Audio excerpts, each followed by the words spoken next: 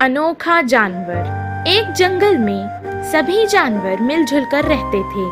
उनका राजा शेर भी उनके साथ बहुत अच्छे से रहता था। कुछ दिन से वहां बारिश ना होने के कारण सारा जंगल सूखा पड़ गया था।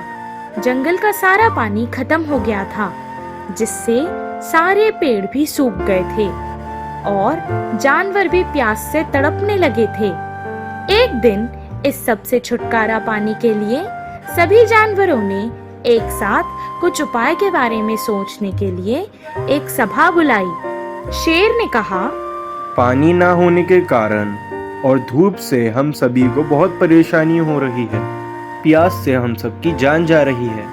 क्या किसी के पास कोई उपाय है? हाँ, पीने को पानी नहीं है, खाने को कुछ खाना भी नहीं है। अगर ऐसा ही रहा तो हम मर जाएंगे। मैं अकेला कुछ नहीं कर सकता, पर आप सब फिक्र मत करो। हम सब मिलजुल कर कुछ ना कुछ उपाय निकाल लेंगे। वो सब अपने अपने घर वापस चले गए। कुछ देर बाद वहां एक अनोखा जानवर आया। उसका सर शेर की तरह था, चेहरा हाथी की तरह था, शरीर हिरन के जैसा था और पूंछ लोमड़ी की जैसी।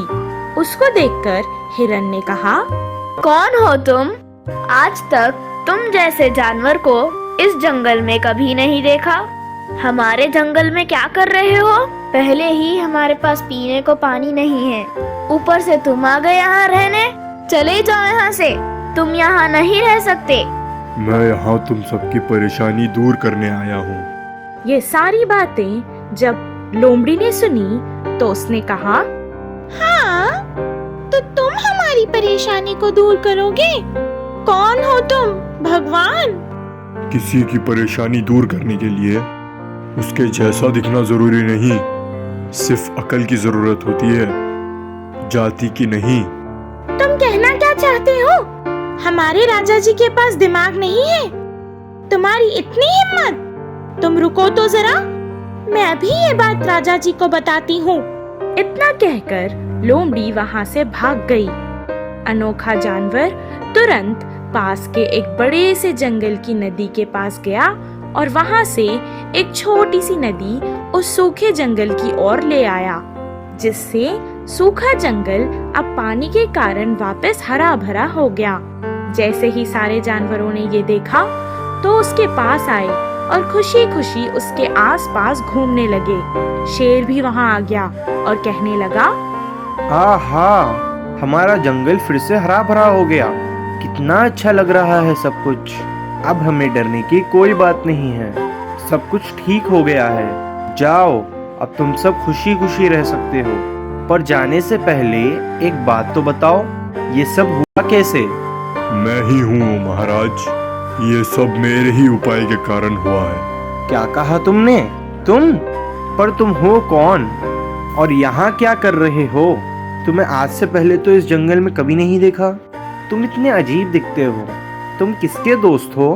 आखिर कौन से जानवर हो? सब जानवर इनाम के लालच में कहने लगे, महाराज, ये मेरा दोस्त है। इसकी पूंछ तो देखिए, बिल्कुल मेरी जैसी है। नहीं नहीं, ये मेरा दोस्त है। देखिए राजा जी, उसके शरीर पर भी मेरी तरह निशान है। नहीं, ये तुम्हारा दोस्त नहीं है, ये मेरा बेटा है। देखो, उसका शरीर भी मेरे जैसा बड़ा है और उसके चेहरे पर देखो, सूंड और दांत मेरे जैसे ही है। उन सब की बातें सुनकर अनोखा जानवर बहुत दुखी हुआ और कहने लगा, मैं तुम सब में से किसी का दोस्त नहीं हूँ, किसी का बेटा नहीं हूँ। जैसा तुम सब ने पहले कहा, मैं बस अनोखा जानवर हूँ। उसकी बात सुनकर शेर ने कहा, अच्छा, ऐसा है तो ठीक है। मैं इस जंगल का राजा ऐलान करता हूँ कि आज से तुम हमारे राजा हो। आज से हम सब तुम्हारी बात सुनेंगे। तुम इतने होशियार हो और इस जंगल को ऐसे ही राजा की जरूरत थी। लोमड़ी ने हिरन से कहा, अब से ये हमारा राजा है। वाह, इसकी तो किस्मत बहुत अच्छी है। कल तक तो हम इसे जानते भी नहीं थे और आज ये हमारा राजा बन गया है। इसके पास किस्मत के साथ साथ अक्ल भी बहुत है। हमें इससे बचकर रहना होगा। अगर हम अपनी सोच को अच्छा रखेंगे तो हमारी जिंदगी भी अच्छी रहेगी। हमने उसके शरीर को देखकर उसके एक एक अंग को हमारा है कहकर लड़ने लगे। ये सब सिर्फ इनाम के लिए।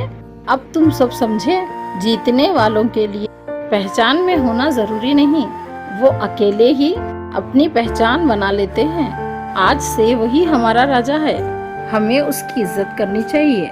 इसी से हमारी और जंगल की खुशहाली बनी रहेगी। सारे जानवर हाथी की बात सुनकर खुश हो गए और वापस अपने अपने घर चले गए। इस कहानी से हमें ये शिक्षा मिलती है कि अक्ल लगाने से कोई भी परेशानी का हल मिल जाएगा। गधा और कुत्ता। एक बार एक गांव में सोमू नाम का एक व्यापारी रहता था। उसके पास एक कुत्ता और एक गधा था। वो गधे पर सारा सामान लाद कर एक गांव से दूसरे गांव जाकर उसे बेचता था, और जब वो घर पर ना होता तो कुत्ता उसके घर की रखवाली करता था। ये बात गधे को पसंद नहीं थी कि वो मेहनत करे और कुत्ता आराम से घर पर बैठा रहे। कुत्ते को भी गधे से नफरत थी, क्योंकि उसको लगता था कि उसका मालिक सिर्फ उसका ही ख्याल रखता है और उसी को ताजे ताजे खाने देता है। एक दिन उसे गांव जाने के लिए जंगल से गुजरकर जाना था, इसीलिए उसने कुत्ते को भी अपनी हिफाजत के लिए साथ ले गया। वो दोनों सारे रास्ते में कुछ बात नहीं कर रहे थे। दोनों हमेशा से एक साथ रहते थे, पर फिर भी अजनबी जैसे ही थे। सोमू रास्ते में एक गांव में रुककर कुछ और सामान खरीदकर अपने गधे पर लाद कर ले जाने लगा। कुछ देर बाद थक कर सोमू एक पेड़ के नीचे आराम करने बैठ गया। थका हुआ सोमू कुत्ते के साथ होने के कारण बेफिक्री से सो गया। कुत्ता भी वहीं उसके पास बैठ गया। उन दोनों को अब बहुत भूख लग रही थी, पर मालिक सोया हुआ था देखकर वो चुप रहे। गधा उसके पैरों के पास की घास खाने लगा। कुत्ता ने भी बहुत देर ढूंढा, पर उसे कुछ खाने को नहीं मिला। वो गधे के पास आया और कहने लगा, कितने अच्छे से तुम घास खा रहे हो, मुझे तो खाने के लिए कुछ मिल ही नहीं रहा है। भूख से मेरी हालत खराब होती जा रही है। अगर तुम मेरी मदद करोगे और थोड़ा सा झुक जाओगे तो मैं भी कुछ खा लूंगा, तुम्हारे ऊपर रखी बोरियों में से। नहीं, मैं तुम्हारी कोई मदद नहीं कर सकता। तुम मालिक के उठने तक थोड़ा सब्र कर लो। अगर तुमसे वो नहीं होता तो जाओ मालिक को उठा लो। कुत्ते को डर था कि अगर उसने मालिक को जगा दिया तो वो उसे उठकर मारेगा, इसीलिए वो डर कर चुपचाप बैठ गया। कुछ देर में वहाँ से एक भेड़िया गुजर रहा था। जब उसने गधे को देखा तो उसके मुंह में पानी आ गया। वो उसका शिकार करना चाहता था। जब गधे ने भेड़िए को देखा तो वो डर गया, और अगर वो भागेगा तो मालिक उसे नहीं छोड़ेगा सोचकर वो कुत्ते के पास गया और कहने लगा, जाओ अभी मालिक को उठाओ, वरना ये भेड़िया मुझे खा जाएगा। कुत्ता गधे पर बहुत गुस्सा था, इसीलिए उसने गुस्से में कहा, भेड़िया आए या शेर, मुझे उससे क्या, मैं तो मालिक को नहीं उठाने वाला, चाहे जो हो जाए। गधे को अपनी गलती का एहसास हो गया और उसे क्षमा मांग ली और वो जमीन पर बैठ गया। बहुत देर से भूखा कुत्ता उसकी बोरी से रोटी निकाल कर खा लिया और फिर जोर जोर से भौंककर मालिक को उठाने लगा। भेड़िए ने उसकी आवाज सुनी और वो डरकर भाग गया। उस दिन से गधे और कुत्ते में दोस्ती हो गई। शेर की तरह बदलने वाली पप्पी। एक जंगल था। उस जंगल में एक साधु आश्रम का निर्माण करके वहीं पे ध्यान में लीन रहता था। किसी के भी मदद मांगने पर हमेशा मदद करता। उनकी इस अच्छाई को सारे जानवरों ने जान लिया। हर तरह के जानवर आश्रम में आकर खुशी से खेलते थे। और तो और जंगली जानवर भी बाकी के पालतू जानवरों से मिलजुल कर रहते थे। एक दिन उस साधु के आश्रम में न जाने कहां से एक पप्पी आई और उस साधु को वह बहुत प्यारी लगने पर वह पालने लगा। एक दिन पप्पी आश्रम से बाहर आकर जंगल में कुछ दूर तक गई। ऐसे अकेले जा रहे पप्पी को एक चीता ने देखा, तुरंत उसके पीछे पड़ गया। वह पप्पी जल्दी जल्दी भाग के साधु के पीछे छुपकर अपने डर का कारण बताया। तब उस साधु ने पप्पी को अपनी शक्ति से उसे चीता के रूप में बदल दिया। अब चीता बनने वाला पप्पी फिर से जंगल में गई। इस बार उसके पीछे एक बाघ पड़ा। वह फिर से साधु के पास जाकर मदद मांगी। तब साधु ने उसे बाघ की तरह बदल दिया। उस रूप से जंगल में जाने वाली पप्पी को एक जंगली हाथी ने उसका रास्ता काटा। तो इस बार साधु ने तो उसे शेर ही बना डाला। महाराज शेर के रूप में बदलने वाली पप्पी को घमंड आया और उसने जंगल के सभी जानवरों को नीचा दिखाया और तो और छोटे छोटे जानवरों को भी हानि पहुंचाया। उसके आने की भनक से ही सारे जानवर भाग जाते थे। आखिर में शेर बनने वाला पप्पी साधु को ही मारना चाहा। यह बात अपनी तपस्वी शक्ति से जानने वाला साधु उसे फिर से पहले की पप्पी की तरह बदल दिया और तुरंत उसे आश्रम से भी भगा दिया।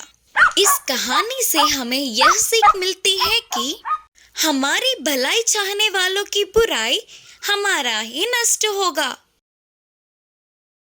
किस्मत बदलने वाला प्यार और दया, ये बहुत पहले समय की बात है। एक साधु जंगल के नदी के पास आश्रम का निर्माण करके रहता था। उनके कई शिष्य थे। वे सभी वहीं रहकर गुरुजी से विद्या का अध्ययन करते थे। वे विद्या के साथ साथ अच्छे अच्छे सीख भी देते थे। उस साधु के सभी शक्तियों में से एक अद्भुत शक्ति था कि वे मनुष्यों की किस्मत जान सकते थे। उन शिष्यों में एक 10 साल का बच्चा भी था। एक दिन साधु ने उस बच्चे की शक्ल को देखा तो उन्हें उसकी भविष्य का पता चल गया। उस बच्चे की आयुष्य पूरा होने को था और बस कुछ ही दिनों में वह मरने वाला था। गुरुजी को उस बच्चे को देखकर बहुत दुख हो रहा था। वह बहुत ही अच्छा बच्चा था। ऊपर से सब कुछ एक ही बार में याद करने वाला था। न जाने क्यों अच्छे को ही वह भगवान जल्दी अपने पास बुला लेता है करके सोचता हुआ अंदर ही अंदर रोने लगा। मरने से पहले वह बच्चा अपने माँ बाप के पास होगा तो ठीक होगा करके उन्हें लगा। इसीलिए साधु ने उस बच्चे को बुलाकर कहा, बेटा अब थोड़े दिनों के लिए छुट्टी लेकर अपने घर जाओ। जितने चाहे उतने दिन अपने माता पिता के साथ खुशी से बिताना। वापस आने की कोई जल्दबाजी मत करना करके समझाते हुए घर भेजा। विद्या को बीच में छोड़ के जाना नापसंद होने पर भी गुरुजी के कहने पर उन्हें ना बोल पाते हुए बच्चा घर लौटने लगा। रोज रोज भारी हो रहे थे। शिष्यों को विद्या बोध करने पर भी वह साधु उसी बच्चे को याद कर कर दुखी होते थे। गुरुजी में आए हुए इस परिवर्तन को शिष्यों ने ध्यान दिया पर उन्हें कुछ पता नहीं चल पाया। ऐसे 3 महीने बीत गए। गुरुजी ने सोचा कि वह बच्चा तो मर गया होगा। अचानक एक दिन साधु पहाड़ी पे बैठकर नीचे देख के चौंक गए क्योंकि वह बच्चा वापस आश्रम आता दिखा। पहाड़ी के ऊपर पहुंचने के बाद उस बच्चे की शक्ल को देखने पर अब वो अपना पूरा जीवन बूढ़ा होने तक जिंदा होगा करके उन्हें पता चल गया।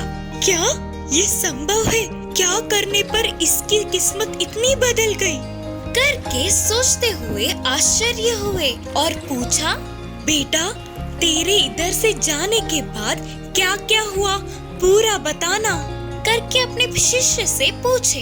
तब वह बच्चे ने अपने घर लौटते समय क्या क्या देखा वो सभी बताया। बीच के रास्ते में दिखे गांव और पार किए हुए शहरों के बारे में बताया, उसके चढ़े हुए पहाड़ों के बारे में और उसके पार किए हुए नदियों के बारे में बताया। फिर साधु ने पूछा, और कुछ विशेष बातें हैं क्या बेटे? फिर शिष्य ने याद करते हुए कहा, एक बार मुझे एक तालाब को पार करना था गुरुजी, तब तक तूफान आ चुका था। इससे वह तालाब और ज्यादा बह रहा था। उस तालाब के बीचों बीच एक मिट्टी का ढेर था। उस पे चींटियों का झुंड कहीं ना जा पाते हुए गिड़गिड़ा रहे थे। थोड़ा थोड़ा होकर वह मिट्टी का ढेर पिघल रहा था। अगर मैं थोड़ी भी देर और कर देता तो सारे चींटियां पानी में बह जाते। और गुरुजी, मुझे तो उन पर दया आई, तो तुरंत मैंने बाजू के पेड़ के डाल को उस मिट्टी के ढेर से लगाकर खड़ा था। तब सारे चींटियां डाल पे आ गए। मैंने उस ढाल को किनारे पहुंचने तक पकड़े रखा। फिर मैं अपने रास्ते चला गया। मैंने उन छोटे जीवों को बचा लिया। इससे मुझे बहुत खुशी मिली। तब साधु सोच रहे थे कि अच्छा, तो ये कारण है, इसीलिए देव देवताओं ने इसका आयुष्य बढ़ाया करके साधु समझ गए। इस कहानी से यह शिक्षा मिलती है कि हमारी किस्मत हमारे हाथों में ही होती है।